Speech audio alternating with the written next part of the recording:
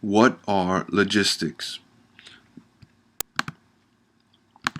Resupplying an army during warfare. This is known as logistics. The victory depends highly on logistics. All right, so I know we're talking about the Middle East and the internal holy war that's going on there, between Israelis and neighboring Arabic countries. But I'll go ahead and I'll give you another example, right? So when Germany decided to invade Russia, all right, they had poor logistics, all right. So even though Russians didn't have like a well structured military tactic and things like that, and Germany did.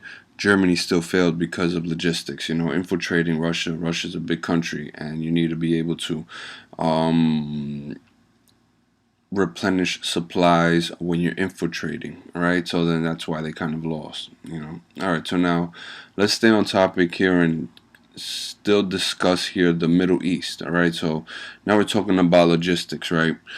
All right, now we have these superpowers here that are in charge of kind of supervising um, the wars, right? The Middle Eastern wars. These are the war of 1973, the October War, the war in 1967, right? Okay, now war can keep going on no matter what, right? So we have here logistics, right? So in 1973, all right, the superpowers were like, okay, we'll supervise you guys, right? Russia will supervise we'll say, the Arabic forces, right? And the United States, Britain, England, will supervise over Israel, the Israelis. All right, moving forward, right now.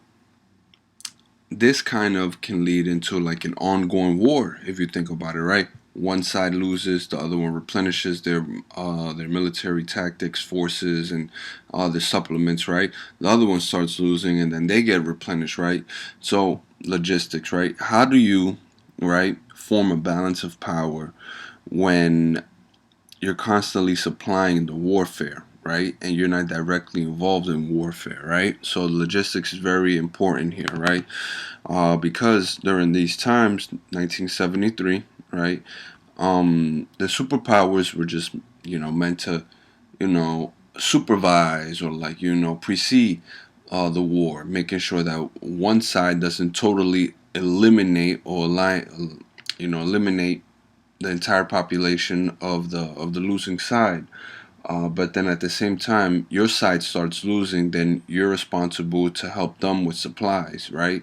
So now that can just lead to another world war, if you think about it, right? Oh, well, our side is losing. We're going to go ahead and resupply them. All right.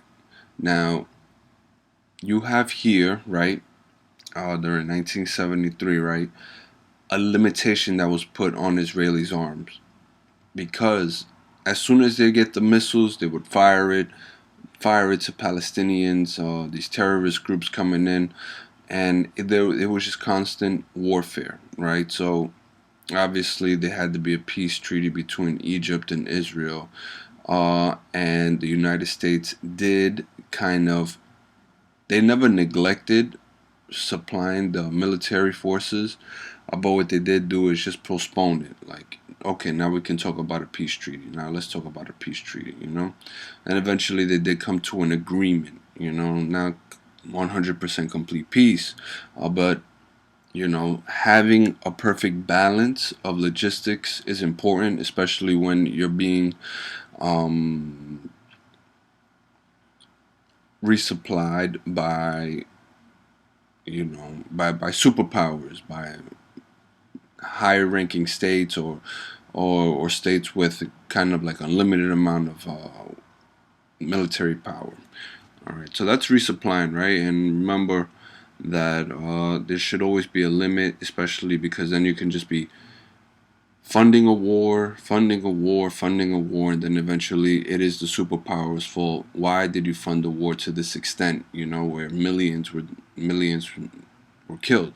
Okay, on both ends. So there also has to be a balance on logistics when it comes from neighboring countries. All right.